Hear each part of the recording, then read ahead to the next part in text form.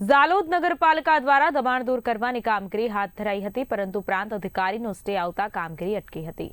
શહેરના ઠૂંઠી કંકાસિયા ચોકડી પર નગરપાલિકાએ વર્ષોથી ચાલતા દબાણો હટાવવાની કાર્યવાહી હાથ ધરી હતી।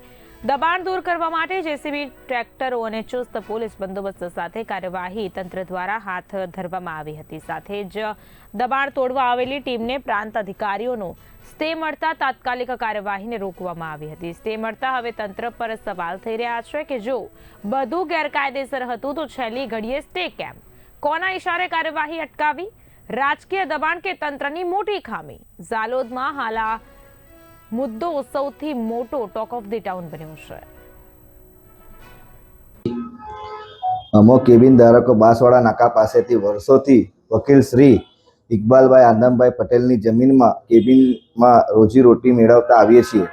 અમારા જમીન માલિક કોઈપણ પ્રકારની નોટિસ આપ્યા વિના નગરપાલિકાએ કેબિનના આગળ રસ્તાના જમીનના ઉપર શોપિંગ સેન્ટર બનાવવા માટે અમારા પેટ ઉપર લાત મારી અને અમારા સામાન કાઢવાનો સમય ના આપતા કેબિનને તોડફોડ કરી નાખી અમારું લાખો રૂપિયાનું આર્થિક નુકસાન કરતા, જેનો આઘાત અમારી માતાને લાગતા બેહોશ થઈ જતા દવાખાનામાં સારવાર માટે દાખલ કર્યા છે। મારી માતા વિધવા છે અને અમારી રોજીરોટીનો પ્રશ્ન ઉપસ્થિત થયેલ હોય અને અમારી વિકટ પરિસ્થિતિમાં મુશ્કેલ છીએ અને અમારા કેબિનનો સામાન પણ નગરપાલિકા ઉઠાવી ગઈ। જી સર,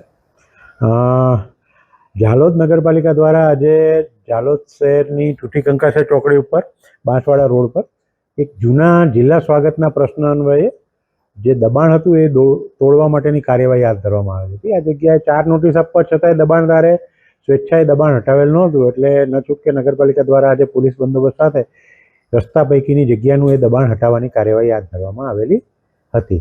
નગરપાલિકાની આ કાર્યવાહી ચાલુ હતી એ દરમિયાન માન્ય પ્રાંત અધિકારી શ્રી ઝાલોદ દ્વારા આ કામે એક મનાઈ હુકમ આપવામાં આવતા જે તે સ્થિતિએ કામગીરી બંધ કરી અને યથાવત સ્થિતિ જાળવી રાખવામાં આવેલ છે। મોજેગામ ઝાલોદ બાંસવાડા નાકા ઉપર અમારી વડીલોપાર્જિત રેવન્યુ સર્વે નંબર 669, જેનો સિટી સર્વે નંબર 3740 વાળી અમારા કબજા ભોગવટાની મિલકત આવેલ છે। જે મિલકતની આગળના અમારા બાપ દાદાના સમયના કેબિનો આવેલા છે। જે કેબિનોની જે બાબતે નગરપાલિકા ઝાલોદ દ્વારા અમારી મિલકતની આગળ શોપિંગ સેન્ટર બનાવવાનો સામાન્ય સભામાં ઠરાવ કરવામાં આવેલ છે અને આ બાબતની અમને જાણ થતાં અમોએ નગરપાલિકા ઝાલોદને લેખિત અરજી આપી માપણી કરવાનું જણાવે, છતાં આજ દિન સુધી તેઓ કોઈ માપણી કરેલ નથી કે અમને મૂળ માલિક તરીકે આજ દિન સુધી અમને કોઈ નોટિસ પાઠવવામાં આવેલ નથી ને બારોબાર આજ રોજ દબાણો દૂર કરવાના બહાને જેસીબી સાથે આવી અને તોડફોડ કરવા લાગતા અમોએ પ્રાંત અધિકારી સાહેબ ઝાલોદ મારફતે આ બાબતે સ્ટે અરજી માંગતા પ્રાંત અધિકારી સાહેબ ઝાલોદ દ્વારા સ્ટે પણ આપવામાં આવે।